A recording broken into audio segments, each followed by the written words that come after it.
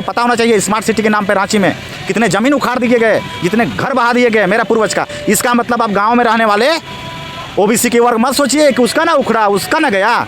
आपका भी दिन आएगा, ज़्यादा घबराइए नहीं, बहुत जल्दी आपका भी दिन आएगा। जैसे बोकारो, जैसे धनबाद, जैसे हजारीबाग के लोगों के साथ हुआ है। अब ये लोग झारखंड में नहीं रहेंगे, ये लोग पूरे हिंदुस्तान में मजदूर के रूप में रहेंगे और किसी न किसी का लेटरिन या टॉयलेट साफ करेंगे। कौन लोग? जो हमारे झारखंड के ST SC OBC के लोग, जो नौकर भी हैं ना, नौकरशाह भी हैं, जो अभी DC SP के रूप में भी हैं, मुखिया के रूप में भी हैं, BDO के रूप में भी हैं, सारे के बाल बच्चे। आप लोग 25 अनुसूची की बात करते हैं, OBC वर्ग के लोगों की भविष्य क्या होगी इससे? देखिए, अगर 5वीं अनुसूची लागू होती है, लागू तो है लेकिन धरातल पे हम शुरू करते हैं, लागू करते हैं सभी ST SC OBC मिल के, तो कोई यहाँ ST SC OBC नहीं होगा, सब हो जाएगा आदिवासी। बात समझ गए? तो इनका सबका भविष्य सुरक्षित रहेगा। लेकिन अगर ST SC OBC अभी हैं, अगर ग्राम सभा गठित नहीं होता है या 5वीं अनुसूची अक्षरशः लागू नहीं होता है, तो ST SC OBC सभी ख़त्म हो जाएंगे, बर्बाद हो जाएंगे, किसी का कहीं कोई जगह नहीं रहेगा। आज जो विधायक सांसद बन रहे हैं ना, सब खत्म हो जाएगा, किसी को कोई अधिकार नहीं रहेगा और समाज टूट के बिखेर जाएगा और बिखर गया है। तो इसीलिए 5वीं अनुसूची क्षेत्र में सभी समस्या का समाधान जो है ग्राम सभा है। हज़ारों समस्या का समाधान 5वीं अनुसूची और रूढ़ी प्रथा ग्राम सभा है। आप लोग कहते हैं पिछले कई दिनों में नारा लगाई गई है, लोकसभा ना विधानसभा, सबसे ऊंचा ग्राम सभा। देखिए, झारखंड की सरकार को हमारे विधायक नहीं चला रहे हैं। कुछ कानून तो बनता है विधानसभा में ज़रूर, लेकिन अधिकांश कानून कहाँ से बन के आता है और क्या लागू होता है, आप देखते हैं ना नौकरशाह का तमाशा को, जिस पर हमारा विधायक का भी नज़र नहीं होता है। इसलिए 81 लोग नौकरशाहों को कंट्रोल नहीं कर सकते हैं। और हमारे यहाँ नौकरशाह का मतलब ही नहीं है ना, हमारे यहाँ तो सीधा ग्राम सभा में सारा अधिकार है भैया।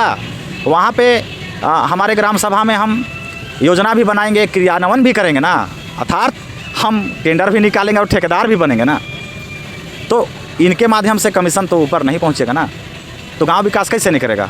तो इसीलिए विरोध हो रहा है ना, नौकरशाह अभी हावी है, इसलिए हम लोग को तो महत्व नहीं दे रहे हैं। और जो विधायक हो या जो अगुआ हो, जो लोग चाहते हैं कि हम भर आगे बढ़ें, हमारा समाज पीछे रहे, वो लोग समाज को और गलत दिशा में ले जा रहे हैं ना। कौन लोग? सभी जाति के अगुआ और सभी लीडर, अधिकांश लोग, मीडिया भी यहाँ देख लीजिए, आप लोग पत्रकार लोग भी। आप क्या नहीं जानते हैं 5वीं अनुसूची को? जानते हैं, लेकिन आपको डर है कि गांव में सीधा फंड चल जाएगा तो हमको कमीशन नहीं मिल पाएगा। नौकरशाह वही चाहता है। आपको पता होना चाहिए ना, 10% पैसा गांव में खर्च होता है, 90% बैक भ्रष्टाचार के रूप में वापस आ जाता है। कौन लोग जीते हैं? आखिर गांव आज खपरा अल्बेस्टर क्यों नहीं हुआ और शहर गगनचुंबी मकान क्यों बन रहे हैं? अब समझ लीजिए ना, यही कारण है कि मतलब जो है, यही वजह है कि पंचायत चुनाव को ये लोग ज़बरदस्ती थोप रहे हैं, सीधी बात है। और कुछ लोग OBC का आरक्षण मांग रहे हैं, कुछ लोग SC का मांग रहे हैं। और हमारे जो गांव में जो अपने आप को शिक्षित कर्मठ जुझारू बोल रहे हैं ना, सब के सब समाज को तोड़ने के उद्देश्य से और सब चोर के गिनती में आ गए हैं। सबको समाज सेवा का भावना किसी में नहीं है। कौन लोग में? जो हमारे प्रत्याशी के रूप में जा रहे हैं गाँव में, फिलहाल जो नामांकन कर रहे हैं वो लोग। हाँ, जो नामांकन कर रहे हैं, ये विधायक लोग से सीख गए हैं कि एक विधायक बनता है इतना कमाता है, हम कैसे कमाना है, किस तरह से करना है, ये सारा कुछ ट्रेनिंग कर रहे हैं लोग। एकदम ट्रेनिंग कर लिए भाई। अभी पिछला रिकॉर्ड देखिए ना, जो मुखिया के पास मोटरसाइकिल नहीं था, 4 ट्रैक्टर और मतलब पक्का मकान बना लिया है, उसी को देख के फिर अभी लोग जगह हैं कि हम भी चोरी कर लेते हैं। ये लोग शिक्षित कर्मठ और जुझारू जो बोल रहे हैं ना, अरे एक एप्लीकेशन बढ़िया से लिख ले लोग तो हम मान जाएंगे शिक्षित हैं। कर्मठ का मतलब लोग समझता है क्या? जुझारू का मतलब समझता है? कोई भी विकास के मुद्दे पे कहीं से कभी नीति पे कभी गांव में ये लोग कोई मीटिंग किया है? कोई नहीं किया है। सब अपना पेट पोसने के लिए और समाज को बेचने के लिए, और सब नौकरशाह का गुलाम रहेंगे। सबको पॉकेट में लगा के पंचायत से रोजगार सब घूमेगा।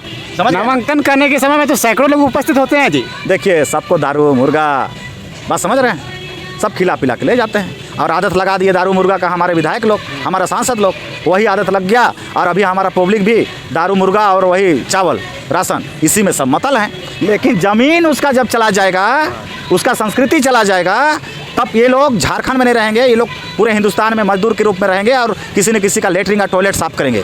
कौन लोग? जो हमारे झारखंड के ST SC OBC के लोग, जो नौकर भी हैं ना, नौकरशाह भी हैं, जो अभी DC SP के रूप में भी हैं, मुखिया के रूप में भी हैं, BDO के रूप में भी हैं, सारे के बाल बच्चे। अब हैं कहाँ? जब समझाया जा रहा है, संविधान की बात बताया जा रहा है, तो समझ में नहीं आ रहा है। देखिए, परे पत्र तो बुझेगा मार जिसको बोलते हैं। पिछले दिनों में जिस तरह से उरांव जनजाति में महिला संबंधित हाईकोर्ट ने फैसला दिया है, इसको आप लोग किस आधार से देखते हैं, कैसे देखते हैं इसको? देखिए, ये उरांव समाज की ज़मीन को लूटने का सीधा एक षड्यंत्र है। बात समझ रहे हैं ना? यहाँ उरांव के नाम से कहा गया है, लेकिन सभी जाति मान ले। यहाँ CNT SPT एक्ट के अंदर में 5वीं सूची के अंदर में सभी जाति आदिवासी, इसको समझिए। अभी सिर्फ एक उरांव आप लोग जाति तो सीधे सरकार को विरोधी कर रहे हैं, आप लोग सीधे सरकार पर निशाना लगा रहे हैं। सरकार पे निशाना नहीं लगा रहे हैं मेरे भाई, सुन लीजिए। सरकार तो हमारा एक अंग है, लेकिन 5वीं अनुसूची में उसका एरिया जितना अधिकार है उतना ही करे ना। उसका जितना अधिकार बनता है संविधान पढ़ के उतना ही करे। ओवर स्मार्ट ओवर वर्क करने की जरूरत क्या है? बात समझ रहे हैं? इसीलिए सरकार हम लोग खुद बनाए हैं, सरकार हम लोग खुद बनाएंगे सरकार, लेकिन जिस तरीके से बनाएंगे उस तरीके से बनाएंगे ना, सिस्टम से बनाएंगे ना हम, जिसमें हमारा समाज भी सुरक्षित रहे और विकास का जो परिकल्पना जो करते हैं कि झारखंड को स्वर्ग बनाने का, वो भी रूपरेखा तैयार हो, तब ना बनाएंगे। इसीलिए ऐसा बात नहीं है कि सरकार का हम लोग दुश्मन है, सो बात नहीं है। हम लोग खुद सरकार को बनाने वाले हैं, सरकार के साथ चलने वाले हैं। हम लोग देश और राष्ट्र हित में लड़ने वाले हैं। लेकिन जो हमारा राष्ट्रद्रोह है, जो हम देशद्रोही है, वो हमको आज हमारे ऊपर चढ़ के नौकरशाह के रूप में आके हमको शासन नियंत्रण कर रहा है। आपको पता होना चाहिए, स्मार्ट सिटी के नाम पे रांची में कितने ज़मीन उखाड़ दिए गए, जितने घर बहा दिए गए मेरा पूर्वज का। इसका मतलब आप गाँव में रहने वाले OBC के वर्ग मत सोचिए कि उसका ना उखड़ा, उसका ना गया। आपका भी दिन आएगा, ज़्यादा घबराइए नहीं, बहुत जल्दी आपका भी दिन आएगा। जैसे बोकारो, जैसे धनबाद, जैसे हजारीबाग के लोगों के साथ हुआ है, सेम टू सेम रांची के लोगों को भी होगा, पूरे 5वीं अनुसूची के लोगों को भी होगा। लेकिन सुरक्षा कवच मिला है, उसको पढ़िए समझिए और संविधान के हिसाब से अपना ग्राम सभा में अधिकार लीजिए ना। उरांव जाति की महिला से संबंधित जिस तरह से फैसला किया है, इसको कम शब्द में बताइए। देखिए, उरांव जाति के साथ जो फैसला हुआ ना, ये बहुत गलत हुआ। ये हमारे आदिवासी संस्कृति के खिलाफ है। हमारा आदिवासी संस्कृति में महिला को अधिकार नहीं है। और सुप्रीम कोर्ट का फैसला हो या कोर्ट का फैसला या आपका विधायिका कार्यपालिका का फैसला 5वीं अनुसूची क्षेत्र में लागू नहीं होता है। लेकिन वहाँ फैसला हुआ तो नौकरशाह यहाँ भी फैसला कर देंगे। ये दुख की बात है। और इसका कंट्रोलिंग सिर्फ होगा तो ग्राम सभा से होगा। अच्छा, इसकी मांग कौन लोग किया है? इसका कोई अभी तक हाईकोर्ट ने तो कोई जवाब नहीं दिया है। देखिए, आप वायरस के मतलब समझते हैं?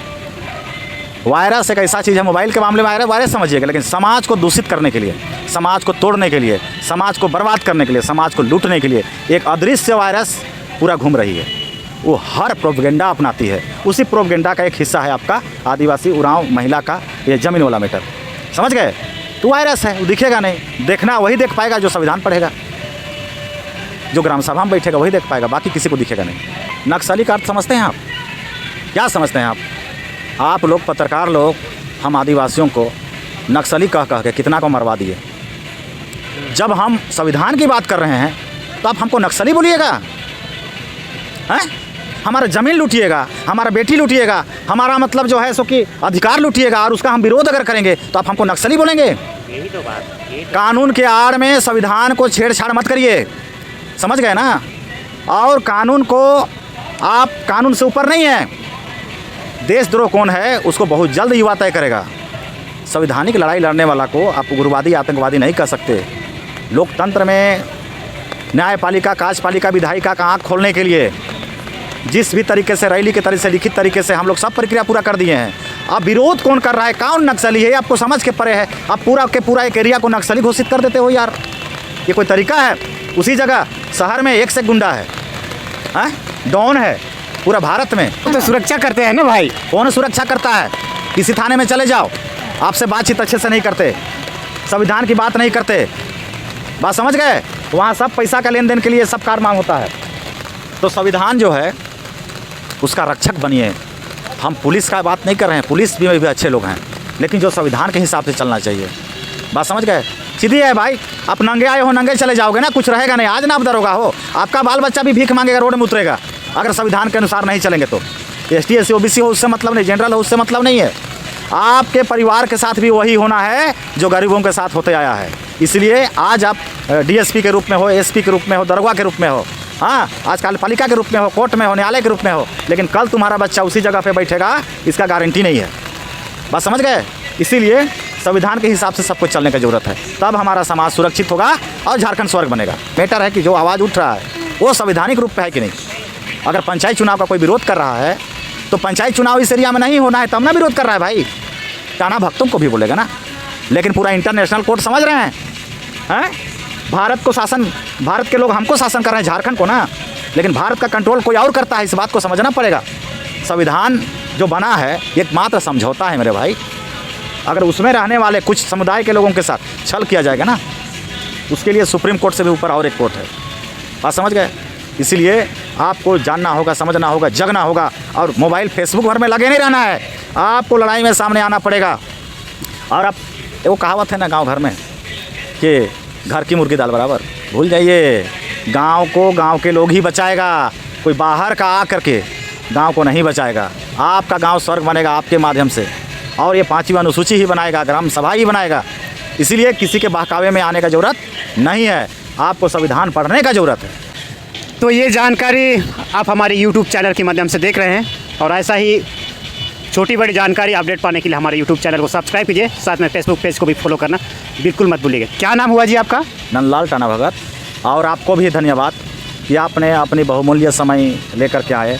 और मैं अपने युवाओं को और एक अपने तरफ से ये बोलना चाहता हूँ कि आप ज़्यादा से ज़्यादा संख्या में आप राजभवन पहुँचें और अपनी उपस्थिति दर्ज करें। आप कठपुतली बन के मत रहें, आप संविधान का रक्षक बने। यही कह के मैं सबको जोहार, नमस्कार और जय धर्मेश करता हूँ।